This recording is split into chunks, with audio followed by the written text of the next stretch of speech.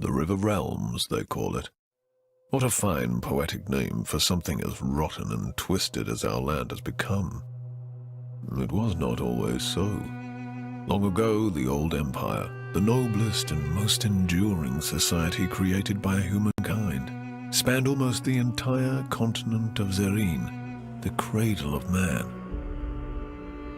But after several millennia of progress and incomparable achievements, inevitably, the empire began to fall into stagnation and decadence.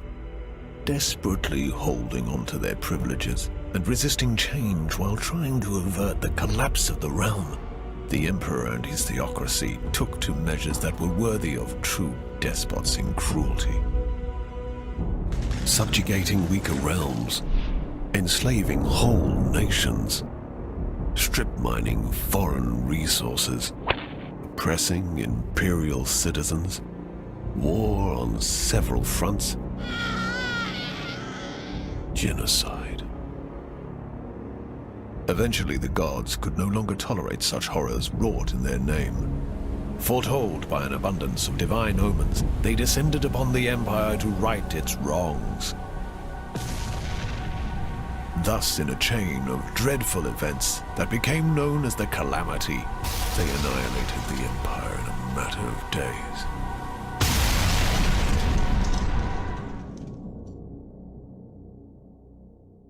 The gods then finally saw what they had done in their anger and confusion. It is said that so much grief and shame filled them that they were broken and they left this reality, never to return.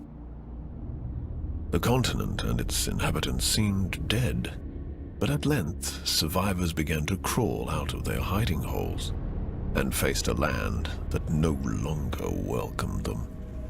Arcane anomalies, the fallout of the Calamity, now riddled the continent, and people realized that they had to share their new home with changed and twisted creatures.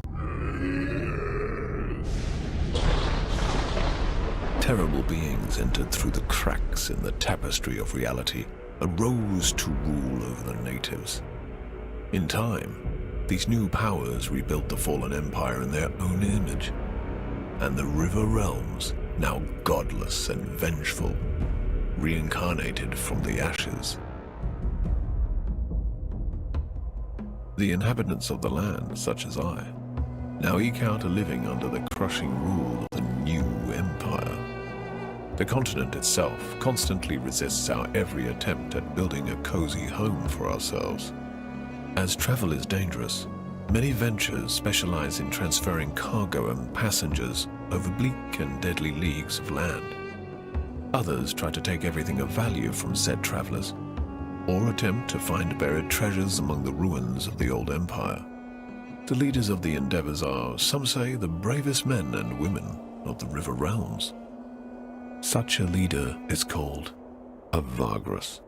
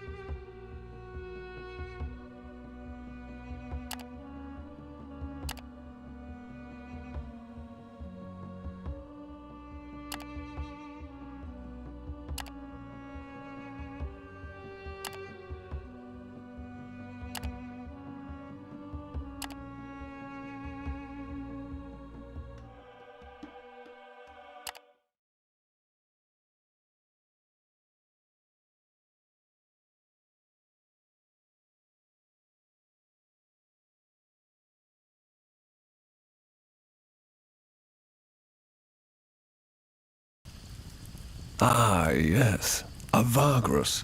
What a profession. Daring and savvy, always watching the horizon, always looking for an opportunity, and of course, for what is best for his comitatus, eh? And you are a Vagrus too, are you not?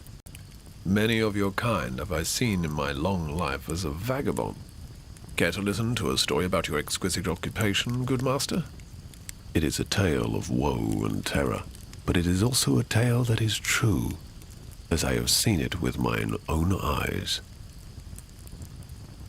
Wise you are, good master.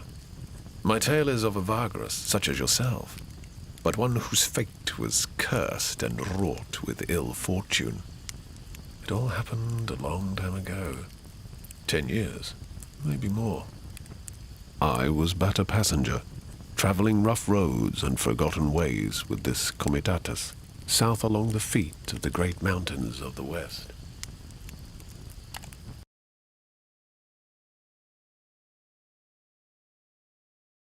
This comitatus I speak of had fallen under hard times.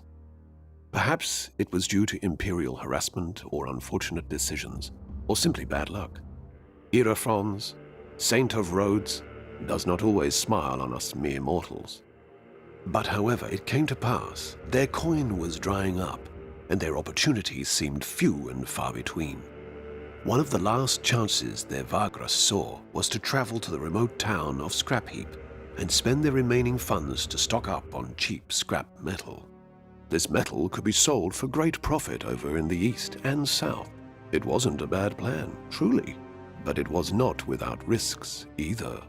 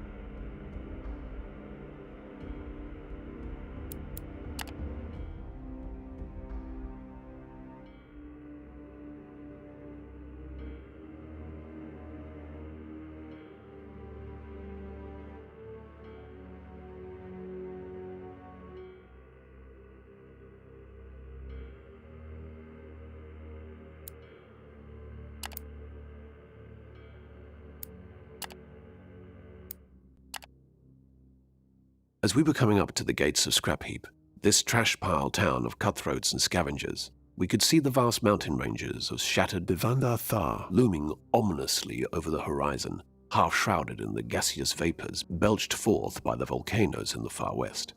My companions prepared to do their business in town as fast as they could, not wishing to tarry in this notorious place.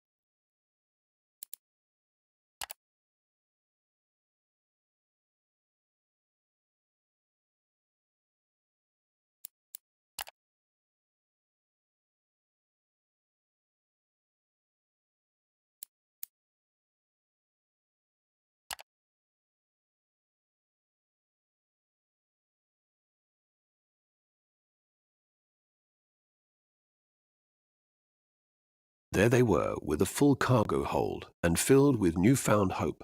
Yet, the road ahead still promised hardships and peril. I travelled with them southwards, expecting to reach more habitable lands beyond the Molten Tongues river of lava.